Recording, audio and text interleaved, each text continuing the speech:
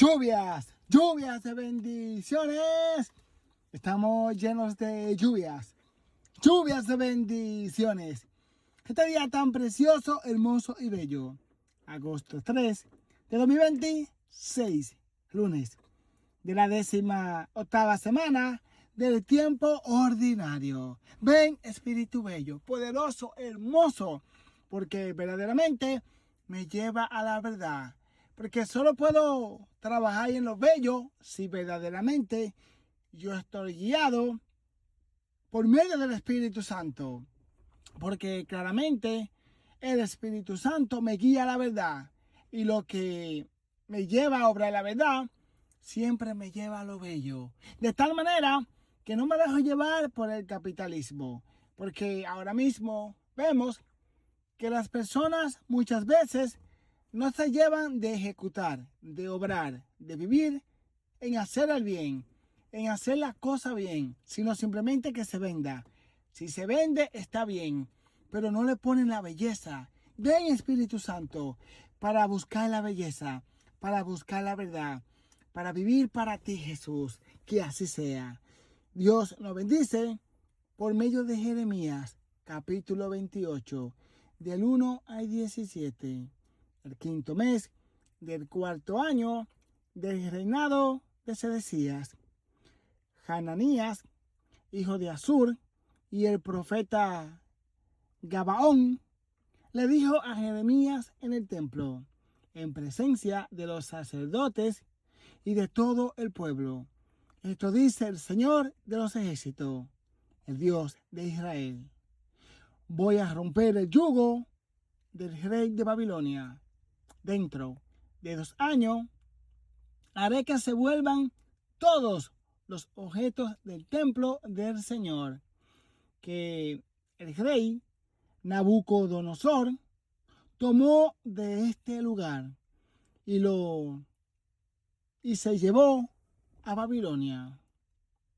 Haré volver a Jeconías, hijo de Joaquín, y rey de Judá, y a todos los desterrados de Judá que han ido a Babilonia, en cuanto yo rompa, dice el Señor, el yugo del rey Nabucodonosor. Entonces, el profeta Jeremías le respondió a Hananías en presencia de los sacerdotes y todos del pueblo que estaba en el templo del Señor. Amén. Que así lo hará el Señor, que el Señor confirme lo que has predicado y haz retornar de Babilonia a este lugar a los objetos del templo del Señor y a todos los desterrados.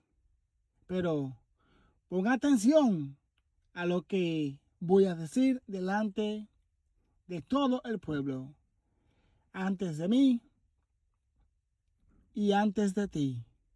Siempre ha habido profetas que predijeron a muchos países y a grandes reinos la guerra y el hambre y la peste. Y cuando un profeta predica la paz, solo hasta que se cumplen sus palabras, se puede reconocer que es verdadero profeta, enviado por el Señor. Entonces, Hananías tomó el yugo que traía Jeremías en el cuello, lo rompió y le dijo delante de todo el pueblo: esto dice el Señor, así romperé el yugo de Nabucodonosor, rey de Babilonia, dentro de 2 años, y lo quitaré del cuello de todas las naciones.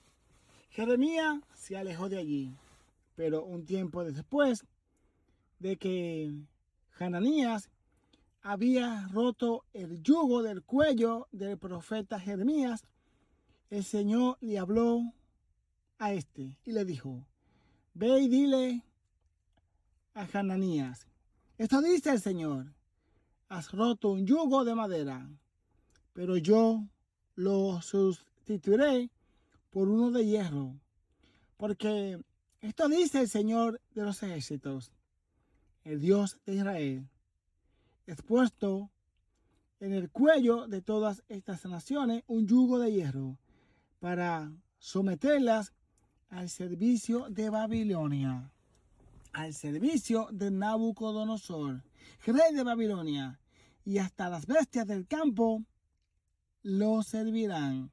Y Jeremías añadió, escucha, Hananías, no te ha enviado el Señor, y tú has hecho que este pueblo crea en una mentira. Por eso el Señor te dice, yo te borraré de la superficie de la tierra. Este año morirás por haber incitado a la rebelión con el Señor. Y el profeta Hananías murió aquel mismo año, en el mes séptimo. Verdaderamente en este tiempo, quizá no veamos de esa manera, porque Dios está dando un ejemplo para que nosotros nos demos cuenta el pecado tan grande que es pronunciarse como profeta, pronunciar supuestamente a lo que dice el Señor, sin verdaderamente ser uno enviado. Por eso, la muerte de Hananías fue una muerte en el momento, pero en este tiempo no sucede así, sino que esa muerte que pasa en nuestro corazón, cuando profetizamos lo que no dice el Señor, eso verdaderamente es un pecado que nos puede llevar al infierno. Por eso, tenemos que tener cuenta cuando nosotros decimos que hablamos en nombre del Señor. Porque ¿qué fue lo que hizo Hananías? Le habló de paz al pueblo, pero no le habló de la consecuencia del pecado. Por eso fue que Jeremías se encontró raro, lo dejó pasar, pero luego Dios le habló y le dejó saber que había hablado mentira, que había profetizado por su propia cuenta, no en el nombre del Señor. Por eso, cuidados con aquellos que te pronuncian la paz y no te pronuncian la consecuencia del pecado. Cuidado con aquellos que se presentan como profetas y quieren brindarte una salvación fácil. Cree en Cristo y eres salvo. Y no tienes que hacer más nada. Cree en Cristo y llegará todo lo que necesitas. Será multimillonario. Cuidado con los profetas que escuchen. Porque no morirás solamente tú, sino también morirá tu familia. Porque como tú vives, vive tu familia. Y verdaderamente a nosotros nos da pena. Pero puede leer al profeta Jeremías para que vea cómo dice el Señor. No voy a dar cita bíblica para que lo lea entero. Mira lo que le dice el Señor a Jeremías. Que así como un profeta habla verdaderamente como profeta, así nosotros tenemos la responsabilidad de saber si es profeta o no profeta. No simplemente porque una persona me hable de Dios, yo lo acepto y no pasa nada. Yo tengo que darme cuenta si verdaderamente me está hablando la verdad. Porque si no, yo mismo caigo en ese pecado. No es que yo le voy a echar la responsabilidad a uno que me está profetizando de Dios y yo lo voy a aceptar sin investigar, sin darme cuenta si verdaderamente esa persona es profeta. Yo mismo tengo que hablar con el Señor, leer la palabra de Dios, buscar y abrir el corazón y ver a quién Dios le ha dado autoridad para que predique su palabra. Y luego entonces yo puedo revisar si aquello que me dice aquel profeta es para salvación. Que así sea. Dios nos bendice por medio de este evangelio. Mateo, capítulo 14, del 22 al 36. Lo leemos en el nombre del Padre, del Hijo y del Espíritu Santo. Amén. Inmediatamente después de la multiplicación de los panes, Jesús hizo que sus discípulos subieran a la barca y se dirigió a la otra orilla, mientras él despedía a la gente. Después de despedirla, subió al monte a solas para orar. Llegada la noche, estaba él solo allí. Entre tanto, la barca iba ya muy lejos de la costa y las olas la sacudían porque el viento era contrario. A la madrugada fue Jesús hacia ellos, caminando sobre el agua. Ellos, los discípulos, al ver andar sobre el agua, se espantaron y decían: ¡es un fantasma! Y daban gritos de terror. Pero Jesús le dijo enseguida: tranquilícese y no teman, soy yo. Entonces le dijo Pedro: Señor, si eres tú, mándame ir a ti caminando sobre el agua. Jesús le contestó: ven. Pedro bajó de la barca y comenzó a caminar sobre el agua hacia Jesús. Pero al sentir la fuerza del viento, le entró miedo. Comenzó a hundirse y gritó: ¡sálvame, Señor! Inmediatamente Jesús le tendió la mano, lo sostuvo y le dijo: hombre de poca fe, ¿por qué dudaste? En cuanto subieron a la barca, el viento se calmó. Los que estaban en la barca se postraron ante él diciendo: verdaderamente, tú eres el Hijo de Dios. Terminada la travesía, llegaron a Genesaret. Apenas lo reconocieron los habitantes de aquel lugar, pregonaron la noticia por toda la región y le trajeron a todos los enfermos. Le pedían que los dejara tocar siquiera el borde de su manto, y cuando los tocaron, quedaron curados. Palabra del Señor. Gloria a ti, Señor Jesús. Ven, Espíritu Santo, lleno de vida, lleno de gracia. Ven, Espíritu Santo, para poder entender tu palabra. Que así sea. Vemos como verdaderamente Dios nos habla en nuestro corazón. Y después de multiplicar los panes, Él despidió a los discípulos. Y Él se quedó sirviendo a todos. Y después de ahí se fueron a orar. ¡Qué bendición tan grande! Él se fue a orar a solas, a hablar con su Padre. Y verdaderamente, ese es el don que viene del Espíritu Santo. ¿Estás bautizado en el nombre del Padre, del Hijo y del Espíritu Santo? Pide el don de piedad. Porque el don de piedad es relacionarte con Dios Padre como verdadero hijo. Tú te crees hijo. Tú hablas con Él como hijo. Solo el don de piedad te da esa bendición. Y unido al don de piedad, también tú puedes ver a muchos como hijos. Porque de la misma manera que tú recibes esa compasión, ese amor de Dios, esa bendición de poder relacionarte con Él como padre a hijo, de esa misma manera tú ves a todos como hijos y los ayuda. Buscas el bien para todos. Ese es el don de piedad. ¿Cuánto lo necesitamos? Y la palabra nos habla como de madrugada.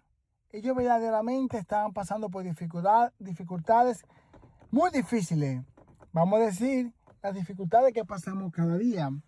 Y esas dificultades claramente son difíciles. Tan difícil que Dios estando con ellos pasaron por ese momento. Dios está con nosotros, pero necesitamos fe.